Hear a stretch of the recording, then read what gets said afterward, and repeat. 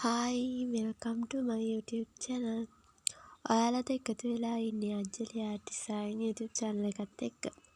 අද මම ඔයාලට ගෙනාවා vlog එක. දැනටමත් ඔයාලා දන්නවා ඇති. හරි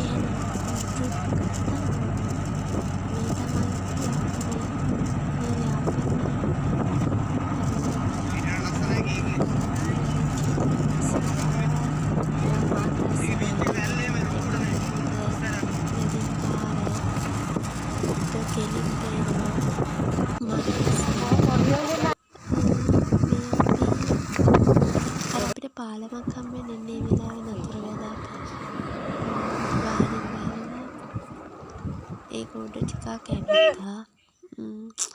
මේ තියෙන්නේ වැවක්. අපි යනකොට ඒක හිඳිලා. මේ තියෙන්නේ රණවීරු ස්මාරකයක්. ඒකම මෙතන සැටලයිට් කුළුණකුත් තියෙනවා. ඒක මාරුසයි. ඔය තියෙන්නේ ඔය දැන් ඉස්සරහට තියෙන්නේ අපි නාන්න නවත්තපු තැනක හවස මා රස ඒ වෙලාව ඔය තියෙන්නේ අර මේ හින්දු මේ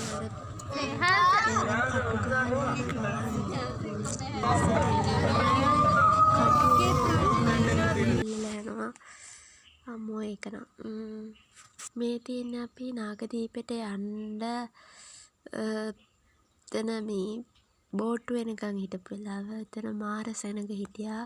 ඒ වෙලාවේ ගත්ත පොඩි වීඩියෝ ක්ලිප් එකක්. එතන මාර ගොඩක් වෙලා හිටියා.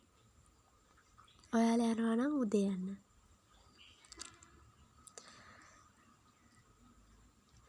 එතන මාර හුලං මේ ඉන්නේ අපේ මල්ලි. මේ ඉන්නේ මම.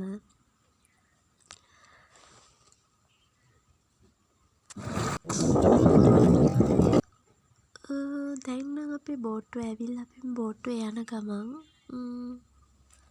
මට හම්බ වුණේ හිටගෙන යන්න. ඒක මාර ලස්සනයි වීඩියෝ කරගන්න කාරණා එකක්. මොකද බලාගෙන යන්න ඕන. බෝට්ටුවේ ගොඩාක් කට්ටිය දාගන්නවා. මේ තියෙන්නේ අපි දැන් නාගදීපේ ගොඩ බැස්ස ගමන්ම තියෙන view එක. ඒකත් මාර ලස්සනයි. අපි යන ගමන්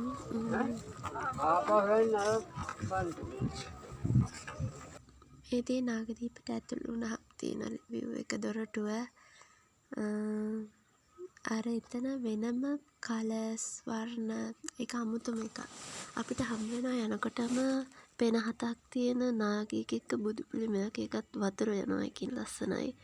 මේ චෛත්‍ය අලු පාට කාලා තියෙන්නේ. ඒකම දුෂ්කර ක්‍රියා කරන එක. ඒකම අපිට බෝ ගහක් හම්බ වෙනවා කහ පාට. ඒකත් වෙනස්ම එකක්. ඒක මාරම ලස්සනයි. ඒකත් මේ තියෙන කෞතුකාගාරය. අපි කෞතුකාගාරයටත් ගියා. මෙහි ඉන්නේ කොටියෙක් පුළුම් පුරුල්ලද කොහේ. ඒක මාර ලස්සනයි. මේ තියෙන බුදු පිළිමයක්. ඒකම අපි ඊට එහා ටිකක් දුර යනකොට පාරේ කෝවිල හම්බ වෙනවා. ඒ කෝවිල් වල තියෙන සිරිතේ නීති වෙනස්.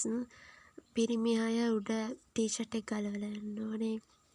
ඒ වගේ යාළගේ තියෙනවා ගෑල් ළමයි වුණාම අත් දිගට ඒ කියන්නේ අත් නැති ඇඳුම් අඳින්න නැතුව යන්න ඕනේ. මේකත් රණවීරු ස්මාරකයක්.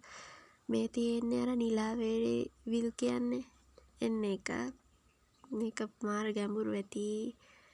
මේකේ විස්තරය තියෙනවා. ඔයාලට කියවලා දැනගන්න පුළුවන්. මේ තියෙන විස්තරය.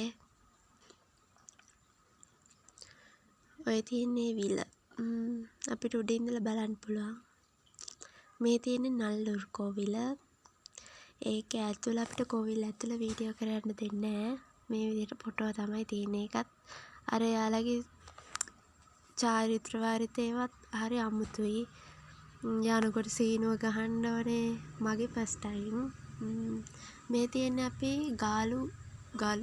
ගල්ලුවේ යාපනයේ කොටුව. ඒකට ඇතුළු වෙන තැන ඒවලටත් අපි ටිකට් අරන් තමයි යන්න ඕනේ. පොඩි ගාණක් වෙන්නේ. තියෙන ගාණ පොප්පා යාපනයේ කොටුවා. ඒකේ මාර හුලං. ඔය තියෙන ඇතුළු වෙන තැන මේ තියෙන බංකර් වගේ ඒවා.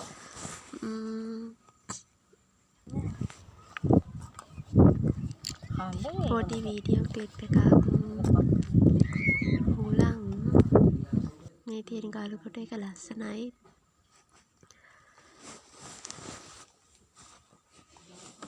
ඈත පේන විදිහක ඈතින් මුහුද පේනවා. අර ලස්සනයි එක. උඩක වගේනේ තියෙන්නේ.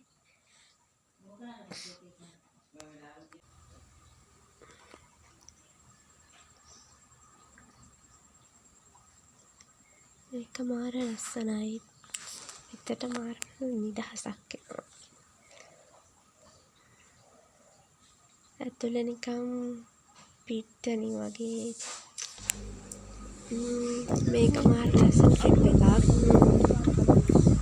ඔයාලගේ අදහස් කියාගෙන යන්න.